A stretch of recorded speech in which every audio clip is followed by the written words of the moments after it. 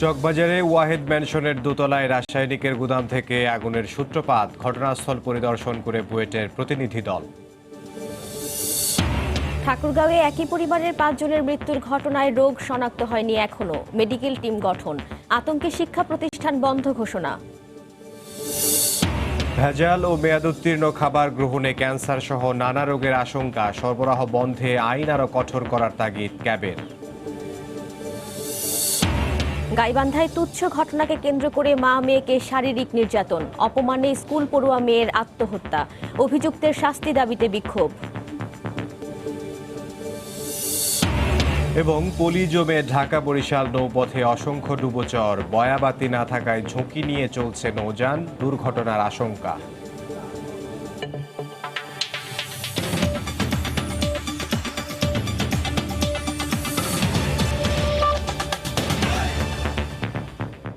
দেখছিলেন শিরোনাম, বাংলার সময়ের সঙ্গে আছি আমি ওয়াহিদা স্বপ্না এবং আমি ইমদাদুল হক। গাড়ির সিলিন্ডার থেকে নয়, চকবাজারের চুরিহাট্টায় ওয়াহেদ ম্যানশনের দ্বিতীয় তলার রাসায়নিকের গুদাম থেকেই আগুনের সূত্রপাত। মঙ্গলবার ঘটনাস্থল পরিদর্শন শেষে সময় সংবাদকে তথ্য জানান বুয়েটের মেডিকেল ইঞ্জিনিয়ারিং বিভাগের অধ্যাপক doctor M A Shawkat Chowdhury. এদিকে মানবাধিকার কমিশনের তদন্ত দল ঘটনাস্থল পরিদর্শন শেষে জানান, সব তথ্য উপাত্ত সংগ্রহ শেষে আগামী 30 দিনের মধ্যে প্রতিবেদন জমা দেওয়া হবে। চকবাজার ট্র্যাজেডির পর থেকেই চুরিহাট্টা আগুনের সূত্রপাত নিয়ে ওঠে নানা প্রশ্ন। সরকারের বেশ কয়েকটি সংস্থা জানায়, ওয়াহেদ ভবনের সামনে রাখা গাড়ির সিলিন্ডার বিস্ফোরণ থেকেই লাগে আগুন। কিন্তু এরপর গণমাধ্যমে আসা বেশ কয়েকটি সিসিটিভি ফুটেজ পর্যালোচনা করে দেখা যায়, সিলিন্ডার থেকে নয়, ভবন থেকে আগুনের সূত্রপাত।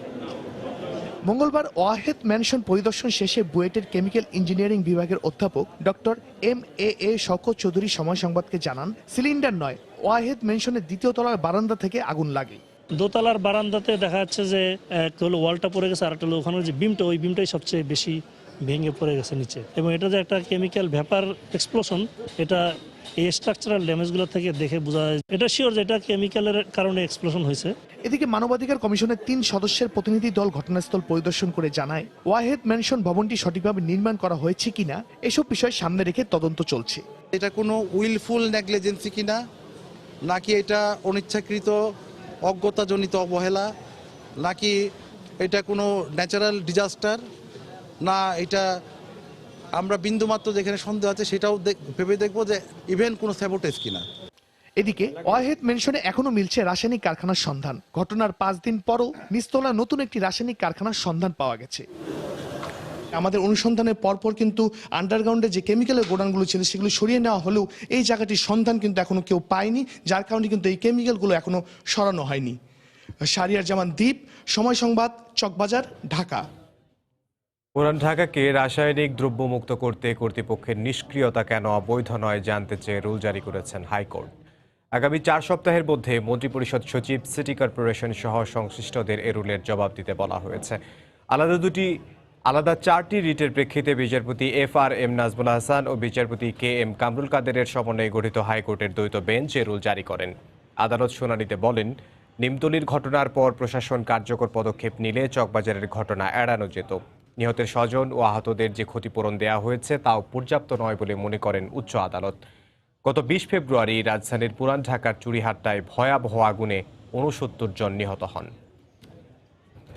এবার অন্য প্রসঙ্গ, ঠাকুরগাঁওয়ের বালিয়াডাঙ্গিতে অজ্ঞাত রোগে আক্রান্ত হয়ে গত 15 দিনে একই পরিবারের 5 জনের মৃত্যুর ঘটনায় এলাকায় আতঙ্ক ছড়িয়ে পড়েছে। আরও 4 জন রংপুর মেডিকেলে চিকিৎসাধীন রয়েছেন। সেখানকার বেশিরভাগ মানুষ এখন মুখ ঢেকে চলাফেরা করছেন। এ ঘটনায় স্থানীয় শিক্ষা প্রতিষ্ঠান অনির্দিষ্টকালের জন্য ছুটি ঘোষণা করেছে কর্তৃপক্ষ। জিয়াউর রহমান বকুলের পাঠানো তথ্য ও ছবি নিয়ে রিপোর্ট। ঠাকুরগাঁওয়ের বালিয়াডাঙ্গি উপজেলার মরিচপাড়া নয়াপাড়া গ্রামে সম্প্রতি অজানা রোগে আক্রান্ত হয়ে একই পরিবারের 5 জনের মৃত্যু হয়েছে। এই ঘটনায় পাশের বাউরুভিটা ও বন্দরপাড়া সহ কয়েকটি গ্রামে আতঙ্ক বিরাজ করছে। নারী, শিশু ও বৃদ্ধা সহ এলাকার বেশিরভাগ মানুষ মুখ ঢেকে চলাফেরা করছেন। এরকম করে মানুষগুলা মারা গেল, কি হবে, সবাই আতঙ্ক খায় যায়। ওই অসুখগুলা আমার বাচ্চাগুলাকে ধরে নাকি, ওইভাবে আমার সংসারটাও নষ্ট হয়ে যায় নাকি, এটাও মনে করছি, ভয় পাচ্ছে। এটা এখানে পর 15 দিনের মধ্যে 5 জন মানুষ মারা গেল। আমরা ভয়ে কেউ বাড়ি থেকে বাইরে হইতে পারতেছি না। এখন পর্যন্ত এই রোগের কেউ কোনো ভাইরাসের কথা বলতে পারেনি।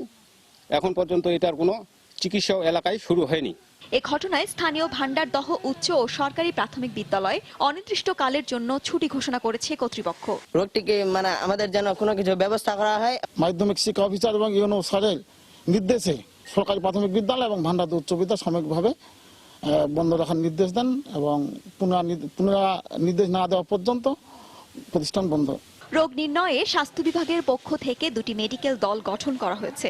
নতুন করে আক্রান্তদের চিকিৎসা দিতে স্বাস্থ্যকর্মী নিয়োগের পাশাপাশি সব ধরনের ব্যবস্থা নেওয়া হয়েছে বলে জানিয়েছেন চিকিৎসক। আমাদের এই হসপিটালে আমরা একটা কেবিন রেডি রাখছি এবং আমাদের অ্যাম্বুলেন্স সার্বক্ষণিক রেডি আছে।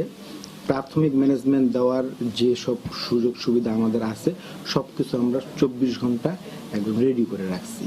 গত 12 ফেব্রুয়ারি মরিচপাড়া নয়াবাড়ি গ্রামের তাহের মিয়া সহ তার পরিবারের 5 সদস্য মারা যান। গ্রামের আরও 4 জন রংপুর মেডিকেল কলেজ হাসপাতালে ভর্তি রয়েছেন। সময় সংবাদ, ঠাকুরগাঁও। খাদ্যে ভেজাল রোধ, মেয়াদ উত্তীর্ণ পচা বাসি খাদ্য সরবরাহ বন্ধে আইন আরও কঠোর করে দৃষ্টান্তমূলক শাস্তি নিশ্চিত করা দরকার বলে মনে করেন কনজিউমার অ্যাসোসিয়েশন অব বাংলাদেশ ক্যাবের সভাপতি। পুষ্টিবিজ্ঞানীরা বলছেন, ভেজাল ও মেয়াদ উত্তীর্ণ খাবার গ্রহণে হতে পারে ক্যান্সার সহ নানা জটিল রোগ। খান মোহাম্মদ রুবেলের রিপোর্ট। সোমবার রাজধানীর 3টি হিমাগারে অভিযান চালিয়ে বিপুল পরিমাণ মেয়াদ উত্তীর্ণ ও ভেজাল খাবারের সন্ধান পায় র্যাবের ভ্রাম্যমাণ আদালত। এর মধ্যে আছে বিদেশ থেকে আমদানি করা মাছ, মাংস, ফল সহ নানা খাদ্য সামগ্রী। বিভিন্ন সুপার শপে সরবরাহের জন্যই মজুত করা ছিল এসব। শুধু এসবই নয়, বিভিন্ন সময় পচাবাসি খাবার বিক্রির প্রমাণ পাওয়া যায় অনেক নামি দামি রেস্টুরেন্টেও। এমনকি নিজেদের ভেজাল মুক্ত প্রমাণ করতে নিরাপদ খাদ্য অধিদপ্তরের স্টিকার নকল করার অভিযোগ আছে কারো কারো বিরুদ্ধে। আর খাবারে ফরমালিন কার্বাইড মেশানোর অভিযুক্ত বহু পুরনো। সরকার থেকে প্রতিনিয়ত মনিটর করা উচিত, কারণ সাধারণ ভোক্তারা এটা বুঝতে পারে না বিধায় তারা চালাইতে পারতেছে। আর রমজান মাসে তো ব্যবসায়ীরা অনেক অতি উৎসাহী হয়ে যায়, তারা অনেক পচা, অনেক ডেট ফেল জিনিসগুলি চালিয়ে দেয় রোজার মাসে। প্রতিদিনই এরকম 100 মোবাইল কোর্ট পরিচালনা করা প্রয়োজন। এই প্রেক্ষাপটে বিশ্লেষকরা বলছেন, খাদ্যে ভেজাল বন্ধে চলমান অভিযান আরও জোরদারের পাশাপাশি নিশ্চিত করতে হবে দৃষ্টান্তমূলক শাস্তি। এরা অনেকটা রাঘববাদ, এদের অর্থবিত্তের যে অভাব আছে তাও নয়, কিন্তু এদের লোভের কোনো সীমা নাই। যে রকমের অভিযান চালানো হচ্ছে তা পর্যাপ্ত নয়, এটা আরও জোরদার করা দরকার এবং শাস্তির পরিমাণ আরও বাড়ানো দরকার। এদিকে পুষ্টিবিজ্ঞানীরা বলছেন, প্রতিটি খাবারের একটি নির্দিষ্ট সেলফ লাইন থাকে। এটি নিশ্চিত করার জন্যই দেওয়া হয় মেয়াদের তারিখ। মেয়াদ উত্তীর্ণ ভেজাল খাবার গ্রহণে ক্যান্সার সহ নানা জটিল রোগ হতে পারে বলেও জানান তারা। ডিপ ফ্রিজে ঢুকাই দিয়ে আমি যদি মনে করি যে এটা আমি দীর্ঘদিন খেতে পারবো, এটা কিন্তু ঠিক না। কারণ প্রত্যেকটা খাবারের বেলায় ফুড সায়েন্সে বলা আছে তার শেলফ লাইফ কত। যদি এই কার্বাইড মেশানো ফল খাওয়া হয় তাহলে কিডনি সহ লিভার ডিজিজ অনেক রকম রোগ হতে পারে। আর শিশুরা যদি এই কেমিক্যালস মেশানো ফলগুলা খায় তাহলে ওরা সবচেয়ে বেশি ঝুঁকির মুখে পড়ে। সেই সাথে রয়েছে আমাদের গর্ভবতী মায়েরা, তাদের মৃত শিশুর জন্ম সহ মিসক্যারেজ, অনেক রকম সমস্যা দেখা দেয়। অনাকাঙ্ক্ষিত পরিস্থিতি এড়াতে বেশি করে দেশি ফলমূল ও শাকসবজি খাওয়া উচিত বলে পরামর্শ পুষ্টিবিজ্ঞানীদের। তবে আমরা যদি দেশীয় ফল কিনি। খান মোহাম্মদ রুমেল, সময় সংবাদ, ঢাকা। এদিকে খাদ্যে রাসায়নিক বিষ প্রয়োগ বন্ধে ব্যবস্থা নেওয়ার দাবিতে নারায়ণগঞ্জে মানববন্ধন করা হয়েছে। সকালে ফতুল্লা মডেল থানার সামনে এই কর্মসূচির আয়োজন করে নিরাপদ খাদ্য আন্দোলন বাংলাদেশ নামে একটি সংগঠন। এতে বিভিন্ন সামাজিক, রাজনৈতিক সংগঠনের নেতাকর্মীরা সহ বিভিন্ন শ্রেণী পেশার মানুষ অংশ নেন। বক্তারা বলেন, পাইকারি ও খুচরা বাজার সহ বিভিন্ন খাবারের হোটেলে রাসায়নিক বিষযুক্ত খাবারের কারণেই মানুষ নানা রোগে আক্রান্ত হচ্ছেন। রাসায়নিক বিষ প্রয়োগকারীদের দৃষ্টান্তমূলক শাস্তি নিশ্চিতের দাবি জানানো হয় মানববন্ধন থেকে। বেগম জিয়ার বিরুদ্ধে বড় পুকুরিয়া কয়লা খনি দুর্নীতি মামলার অভিযোগ গঠনের শুনানির দিন 13ই মার্চ ধার্য করেছেন বিশেষ আদালত 2-এর বিচারক ASM নুরুল ইসলাম। আজ সকালে আদালত এদিন ধার্য করেন।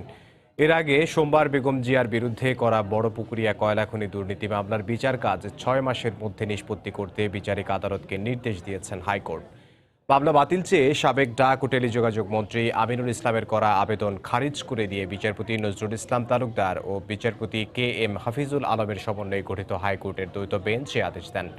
বড়পুকুরিয়া কয়লা খনিতে উৎপাদন, ব্যবস্থাপনা ও রক্ষণাবেক্ষণের জন্য ঠিকাদার নিয়োগে দুর্নীতির অভিযোগে 2008 সালের 26 ফেব্রুয়ারি বেগম খালেদা জিয়া সহ 16 জনের বিরুদ্ধে শাহবাগ থানায় মামলাটি করে দুদক। বেগম জিয়ার শারীরিক অসুস্থতা নিয়ে বিএনপি রাজনৈতিক ফায়দা লুটতে চেয়েছিল বলে মন্তব্য করেছেন আওয়ামী লীগের সাধারণ সম্পাদক ওবায়দুল কাদের। সকালে ফেনীর সার্কিট হাউসের সভাকক্ষে সড়ক ও জনপথ অধিদপ্তরের উন্নয়নমূলক কর্মকাণ্ড নিয়ে এক মতবিনিময় সভায় তিনি কথা বলেন। পিলখানায় বিডিআর বিদ্রোহের সময় বেগম জিয়ার ভূমিকা রহস্যজনক ছিল বলেও দাবি করেন ওবায়দুল কাদের।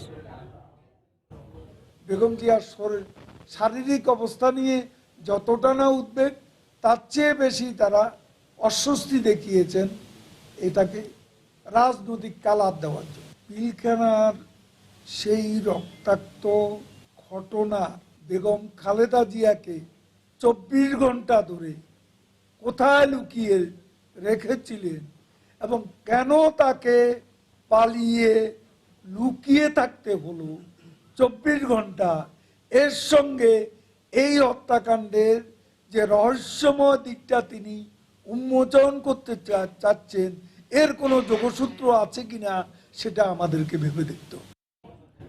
বাংলার সময় আরও থাকছে। সেন্ট মার্টিনে আটকা পড়া 2000 পর্যটককে নেওয়া হচ্ছে টেকনাফে। আজও দেশের বিভিন্ন স্থানে বৃষ্টি, আরও 2 দিন থাকার পূর্বাভাস।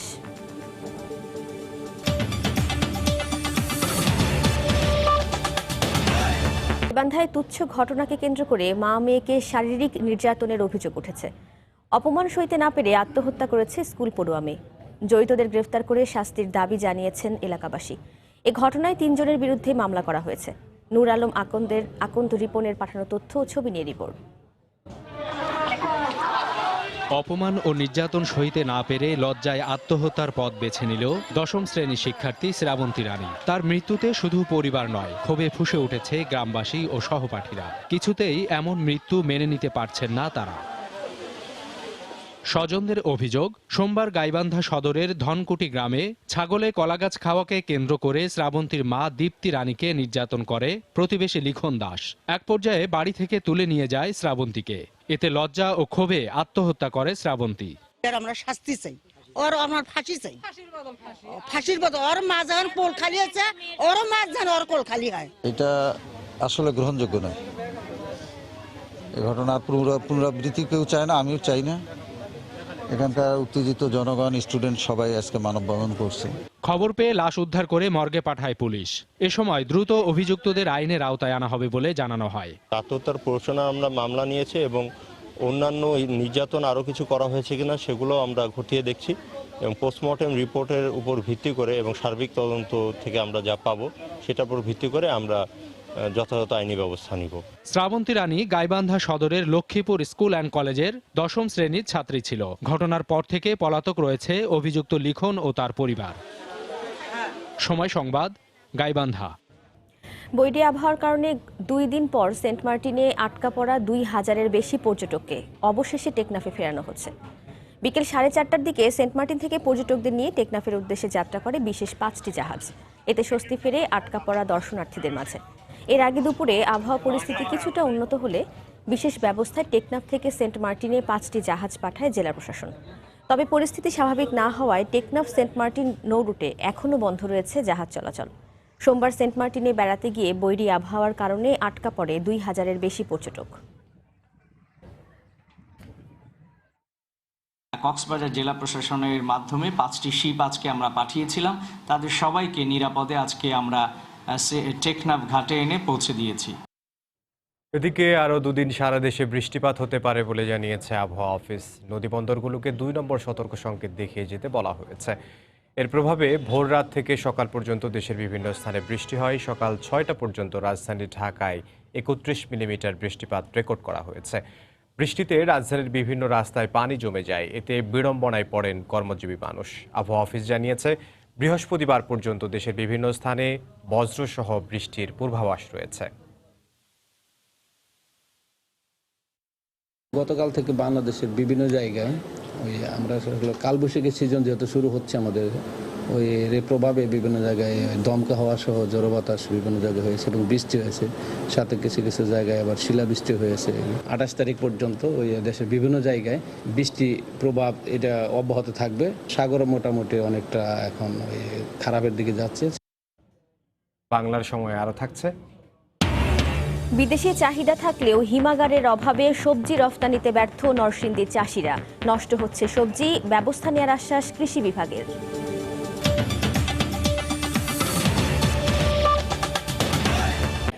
বরিশালে নৌপথের বেহাল দশা। নদীগুলোর বিভিন্ন স্থানে পলি জমে সৃষ্টি হয়েছে ডুবোচর। রাতে চলতে নেই পর্যাপ্ত বয়া বিকন বাতি। মাস্টাররা বলছেন ঝুঁকি নিয়ে চলছে নৌযান। বিআইডব্লিউটিএ বলছে সমস্যা সমাধানে হাতে নেওয়া হয়েছে বড় প্রকল্প। মাহমুদুর নবীর তোলা ছবিতে আরও জানাচ্ছেন ফিরদাউস সোহাগ। বরিশাল থেকে ঢাকার দূরত্ব নৌপথে 168 কিলোমিটার আর ভোলা মাত্র 41 কিলোমিটার। এই পথে চলতে নৌযানগুলো নানা বাধার মুখোমুখি হচ্ছে। তুলনামূলক কম ভাড়া এবং আরামদায়ক হওয়ায় এখানকার মানুষের প্রথম পছন্দ নৌপথই। আবার বিভাগে এমন জেলা ও উপজেলা আছে যেখানে নৌপথ ছাড়া পৌঁছানোর আর কোনো সহজ ব্যবস্থাও নেই, কিন্তু নদীর তলদেশের বিভিন্ন স্থানে তৈরি হয়েছে অসংখ্য ডুবোচর। আর রাতে পথ চলতে নেই প্রয়োজনীয় সংখ্যক বয়া বিকন বাতি। তাই ঝুঁকি নিয়েই নৌযান চলছে বলে জানালেন মাস্টাররা। কয়েকদিন আগে আমাদের জাহাজে ডুবোচরে আটকাইছে, অন্য একটা জাহাজ আমাদের মেরে দিচ্ছে। এর কারণে একজন নিহত হয়েছে। নাব্যতার সংকটের কারণে জোয়ার ভাটা হিসাব করিয়া চলতে হয়। যদি কোনো জাহাজ চড়ায় আটকে যায় তো ঘন্টার পর ঘন্টা অপেক্ষা করতে হয়। অন্য রুট দিয়ে লঞ্চ ঘুরে যায়, সেক্ষেত্রে আমাদের সময় বেশি লস হয়, অর্থ বেশি ক্ষয় হয়। এই অবস্থায় নৌপথ দ্রুত নিরাপদ করার দাবি জানিয়েছেন নৌযানের মালিকরা। নৌযান পরিচালনায় যে আমাদের সমস্যা হচ্ছে, সরকারের কাছে আকুল আবেদন থাকবে এটাই যে খুব দ্রুত জানি তারা এই নাব্যতা সংকটটা দূর করে এবং বয়াবতীগুলো দূর করে। আর বিআইডব্লিউটিএ বলছে সমস্যার সমাধানে চেষ্টা চলছে। হাতে নেওয়া হয়েছে বৃহৎ প্রকল্প। বিআইডব্লিউটিএ এই ডুবোচর এবং নাব্যতা সংকট দূরীকরণের লক্ষ্যে মেইনটেনেন্স ড্রেজিং এর কাজ চলমান রেখেছে। যথাযথ কর্তৃপক্ষ খুব দ্রুত সময়ের মধ্যে বয়া বিকন স্থাপন করবেন। খুব সহসাই এই নৌপথের নাব্যতা সহ বয়া বিকনের সমস্যা দূরীভূত হবে। বরিশাল ঢাকা নৌপথে কালীগঞ্জ, নলবুনিয়া ও বরিশাল নদীবন্দর এলাকায় ডুবোচর সবচেয়ে বেশি। আর বরিশাল ভোলা রুটে লড়াইপুর, শ্রীপুর, ভেদুরিয়ার বিভিন্ন পয়েন্টে রয়েছে ডুবোচর। দেশে প্রতি বছর নৌপথের দৈর্ঘ্য একটু একটু করে কমছেই। স্বাধীনতার 48 বছরে কমেছে 19,200 কিলোমিটার। অথচ নৌপথে পরিবহন ব্যয় সবচেয়ে কম। তাই এই পথের প্রতি আরও গুরুত্ব আরোপ করা উচিত, এমনটাই মনে করছেন সংশ্লিষ্টরা। বরিশালের কীর্তনখোলা নদী থেকে ফিরদাউস সোহাগ, সময় সংবাদ। চাঁদপুরে চলন্ত লঞ্চ থেকে নদীতে পড়ে যাওয়া শিশু সন্তানকে বাঁচাতে গিয়ে নিখোঁজ মায়ের লাশ উদ্ধার করা হয়েছে। বিকেলে মেঘনা নদীর মুন্সিগঞ্জের কাউদি এলাকা থেকে তার লাশ উদ্ধার করা হয়। নিখোঁজ শিশুর লাশ উদ্ধারে কাজ করছে ফায়ার সার্ভিসের ডুবুরি দল। লঞ্চের যাত্রীরা জানান, সোমবার দুপুরে রাজধানীর সদরঘাট থেকে ছেড়ে আসা এমভি ইমাম হাসান 2 নামে একটি লঞ্চে করে চাঁদপুরে যাচ্ছিলেন মা ও শিশু। মেঘনার 60 নট এলাকায় পৌঁছালে চলন্ত লঞ্চ থেকে শিশুটি নদীতে পড়ে যায়। এ সময় শিশুটিকে বাঁচাতে মা নদীতে ঝাঁপ দেন। খবর পেয়ে উদ্ধার কাজ শুরু করে ফায়ার সার্ভিসের ডুবুরি দল। এ ঘটনার একদিন পর মায়ের লাশ উদ্ধার করা হয়, তবে এখনও নিখোঁজ রয়েছে শিশুটি। কোনো একটি ঘটনা দিয়ে দেশের সামগ্রিক আইন শৃঙ্খলা পরিস্থিতি মূল্যায়ন করা উচিত নয় বলে মন্তব্য করেছেন পুলিশের মহাপরিদর্শক মোহাম্মদ জাভেদ পাটোয়ারি। অপরাধের পরিসংখ্যান বিবেচনায় দেশের সার্বিক পরিস্থিতি ভালো রয়েছে বলেও জানান তিনি। দুপুরে রাঙামাটির পুলিশ লাইনে নবনির্মিত ভবন উদ্বোধন শেষে তিনি এসব কথা বলেন। একটা ঘটনা দিয়ে আইনশৃঙ্খলা পরিস্থিতি বিবেচনা করা যায়। আইনশৃঙ্খলা পরিস্থিতি একটা সার্বিক বিষয়। সামগ্রিকভাবে বাংলাদেশের আইনশৃঙ্খলা পরিস্থিতি আপনি যদি দেখেন, আমাদের ক্রাইমের স্ট্যাটিস্টিক্সের দিকে তাকান, অন্যান্য বিষয়গুলোর দিকে তাকান, তাহলে বুঝতে পারবেন যে বাংলাদেশের আইনশৃঙ্খলা পরিস্থিতি কেমন। আমি মনে করি পুলিশ প্রধান হিসেবে বাংলাদেশের আইনশৃঙ্খলা পরিস্থিতি সবচেয়ে স্বাভাবিক। বরিশালে গুলিতে একজন নিহত হয়েছে। পুলিশের দাবি, নিহত ব্যক্তি ডাকাত দলের সদস্য, মারা গেছে বন্দুকযুদ্ধে। গতরাতে মেহেন্দিগঞ্জ উপজেলার কাদিরাবাদ এলাকায় এ ঘটনা ঘটে। পুলিশ জানায়, সোমবার রাত 8টার দিকে মুলাদি উপজেলার সেতু এলাকা থেকে একাধিক মামলার আসামি মামুনকে গ্রেফতার করা হয়। পরে তাকে নিয়ে অস্ত্র উদ্ধারে নামে পুলিশ। তাদের লক্ষ্য করে গুলি চালায় মামুনের সহযোগীরা। পুলিশও পাল্টা গুলি করে। এক পর্যায়ে গুলিবিদ্ধ হয়ে নিহত হয় মামুন। ঘটনাস্থল থেকে উদ্ধার করা হয় একটি 1 শুটার গান ও একটি পাইপ গান সহ বেশ কিছু গুলি। নিহত মামুনের বিরুদ্ধে বিভিন্ন থানায় ডাকাতি ও ধর্ষণ সহ 19টি মামলা রয়েছে। তার বাড়ি হিজলা উপজেলার গোবিন্দপুর এলাকায়।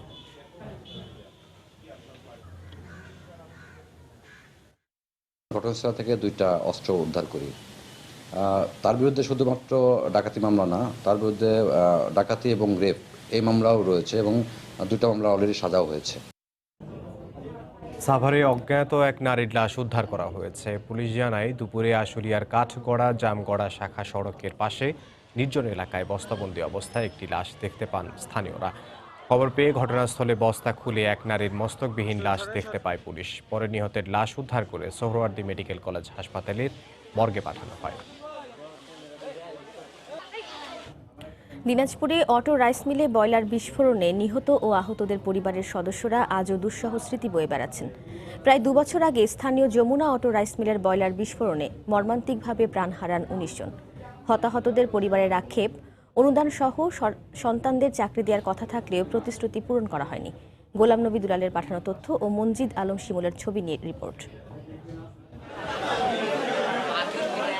2017 সালের 19 এপ্রিল দিনাজপুর সদরের গোপালগঞ্জের যমুনা অটোমেটিক রাইস মিলে ভয়াবহ বয়লার বিস্ফোরণে দগ্ধ হয় 23 জন শ্রমিক। তাদের মধ্যে হাসপাতালে চিকিৎসাধীন অবস্থায় 19 জন শ্রমিক মারা যায়।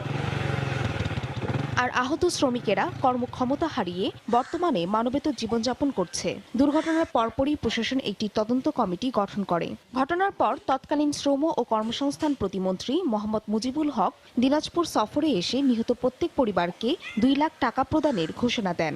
সেই প্রতিশ্রুতি আজও বাস্তবায়ন হয়নি। সরকার যেগুলো প্রতিশ্রুতি দিছিল কিছুটা বাস্তবায়ন করছে, আরো যেগুলো দিছিল ওগুলো বাস্তবায়ন করতে পারেনি।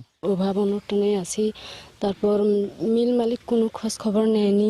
3টা ভাই মারা গেছে আর আমি তো মনে করেন পঙ্গু, তা আমার তখন চলার মতন কোনো ক্যাপাসিটিও না, কিচ্ছু নাই। তা আমি এখন কি করে খাবো? ক্ষতিপূরণের অর্থ আদায়, মানববন্ধন, স্মারকলিপি সহ বিভিন্ন কর্মসূচি পালন করা হলেও আজও তা বাস্তবায়ন হয়নি বলে জানালেন এই শ্রমিক নেতা। মিলগুলোতে বয়লার বিস্ফোরণের যেসব কারণে ঘটতেছে সেইগুলো কোনো তদারকির কোনো ব্যবস্থা করা হয়নি এবং মিলগুলোর কোনো পরিবেশ উন্নত করা হয়নি। ফলে এই শ্রমিকরা যে কোনো মুহূর্তে আবারও দুর্ঘটনার শিকার হতে পারে। এদিকে চালকল মালিক গ্রুপের নেতাদের দাবি, বয়লার বিস্ফোরণ এড়াতে প্রশিক্ষণপ্রাপ্ত বয়লার অপারেটর পর্যায়ক্রমে নিয়োগ দেওয়া হচ্ছে। যারা বয়লার অপারেটর করে তাদেরকে আমরা বিটাক, তারপরে বয়লার অধিদপ্তর, এদের সহায়তা একটা ট্রেনিংয়ের ব্যবস্থা করি। গত 7 বছরে দিনাজপুরে 8টি বয়লার বিস্ফোরণের ঘটনায় নিহত 24 জন এবং পঙ্গুত্ব বরণ করেছে 23 জন। সময় সংবাদ, দিনাজপুর। নরসিংদী সরকারি কলেজের অধ্যক্ষের ওপর হামলায় জড়িতদের শাস্তির দাবিতে ঝিনাইদহে মানববন্ধন করেছেন শিক্ষকরা। সকালে সরকারি কেসি কলেজ চত্বরে মানববন্ধন করেন তারা। এতে বিসিএস সাধারণ শিক্ষক সমিতির জেলা সভাপতি ও কলেজের অধ্যক্ষ professor doctor BM Rezaul Karim সহ শিক্ষকরা অংশ নেন। এ সময় বক্তারা নরসিংদী সরকারি কলেজের অধ্যক্ষ ডক্টর আনোয়ারুল ইসলামের ওপর হামলার প্রতিবাদ জানিয়ে দোষীদের দ্রুত শাস্তির আওতায় আনার দাবি জানান। একই দাবিতে কর্মবিরতি ও মানববন্ধন করেছেন জয়পুরহাট সরকারি কলেজের শিক্ষকরা। 3 দফা বাস্তবায়নের দাবিতে টাঙ্গাইলে মানববন্ধন করেছে জেলা নার্সিং অ্যাসোসিয়েশন। সকালে জেলা প্রেস ক্লাবের সামনেই মানববন্ধন করেন বিভিন্ন নার্সিং কলেজের শিক্ষার্থীরা। এ সময় তারা কারিগরি শিক্ষা বোর্ডের অধীনে নার্সিং শিক্ষার্থীদের মিড ওয়াইফারি নার্সিং শিক্ষার্থীদের সমমান না দেওয়ার জন্য সরকারের কাছে দাবি জানান। উৎসবমুখর পরিবেশে দেশের বিভিন্ন উপজেলা পরিষদ নির্বাচনের মনোনয়নপত্র দাখিল করেছেন প্রার্থীরা। সকালে ঝালকাঠি জেলা রিটার্নিং কর্মকর্তার কার্যালয়ে 4টি উপজেলার আওয়ামী লীগ মনোনীত প্রার্থীসহ স্বতন্ত্র ও বিভিন্ন দলের প্রার্থীরা মনোনয়নপত্র দাখিল করেন।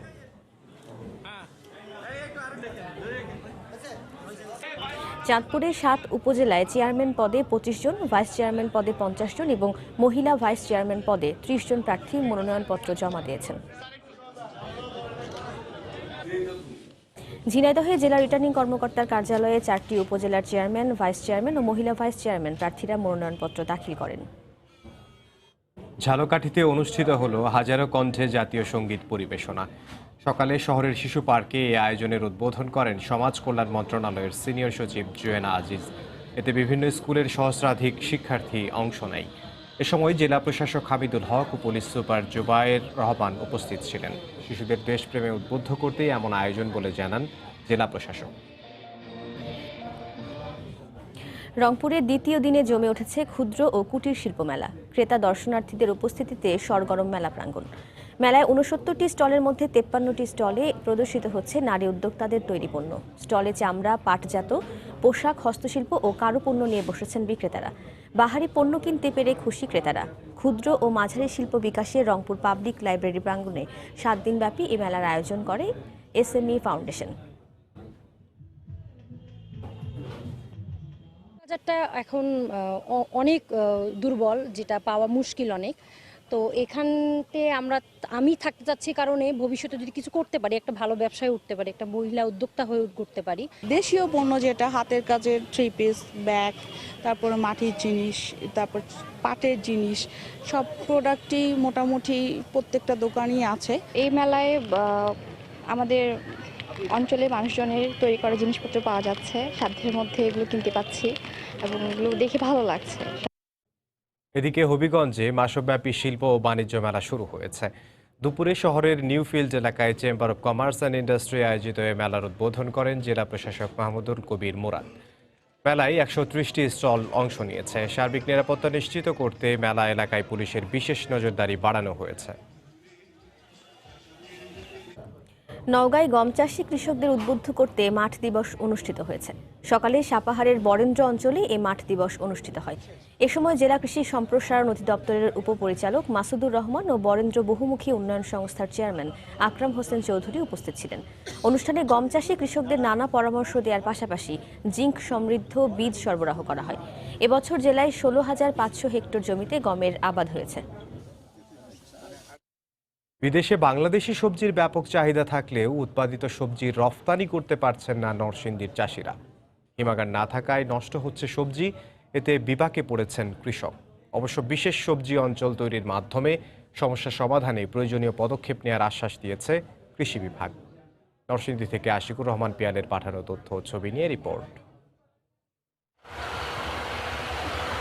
লাউ, সিম, ফুলকপি, বাঁধাকপি, টমেটো কিংবা শালগম, শীতকালীন এসব সবজির বাম্পার ফলনে খুশি নরসিংদীর কৃষক। গুণগত মান ভালো হওয়ায় ঢাকা, সিলেট ও চট্টগ্রাম সহ দেশের বিভিন্ন অঞ্চলে সরবরাহ করা হয় এসব সবজি।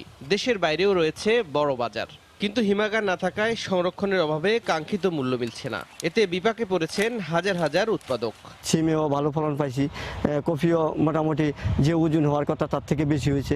একযোগে যখন সকল সবজি আসে, সেই সবজিগুলি আমরা বিক্রি করে আসলে লাভবান হচ্ছে না। এখানে সবজির চাহিদাটা আছে খুবই ভালো, কিন্তু দামটা একটু কম হচ্ছে আর কি। বাজার কমে গেলে আমরা স্টোরে রাখতে পারতাম, হয়তো 15 দিন 1 মাস রাখলে বাজারটা আমরা পাইতাম, কিন্তু এই নরসিংদীতে কোনো শাকসবজির কোনো স্টোর নাই। পণ্য সংরক্ষণের পাশাপাশি সবজি রপ্তানির নতুন বাজারও খোঁজা দরকার বলে মনে করেন এই ব্যবসায়ী। দেশের বাইরে যদি রপ্তানি একটু বেশি হইতো তাহলে আমাদের এখানে সবজির দামটা একটু বেশি পাইতাম। কৃষি বিভাগ বলছে আধুনিক কৃষি পদ্ধতির আওতায় সবজি জোন কার্যক্রম বাড়াতে চায় তারা। আমরা গ্যাপের আওতায় ইতিমধ্যে সবজি জোনের কার্যক্রম আমাদের চলছে। চুক্তিবদ্ধ চাষিদেরকে আপনার প্রথম থেকে শুরু করে বিভিন্ন ধাপে মানে আমরা কৃষকদেরকে প্রয়োজনীয় কারিগরি পরামর্শ এবং উপকরণ সহ সব বিষয়ে আমরা তাদেরকে সহযোগিতা করছি। কৃষি বিভাগের তথ্য মতে এবছর জেলায় ৯,৫০০ হেক্টর জমিতে শীতকালীন সবজির লক্ষ্যমাত্রা থাকলেও আবাদ হয়েছে 10,050 হেক্টর জমিতে। সময় সংবাদ, নরসিংদী। বাংলা সময়ের শীর্ষ সংবাদ জানিয়ে দিচ্ছি আরেকবার। চকবাজারে ওয়াহিদ ম্যানশনের দোতলায় রাসায়নিকের গুদাম থেকে আগুনের সূত্রপাত। ঘটনাস্থল পরিদর্শন করে বুয়েটের প্রতিনিধি দল।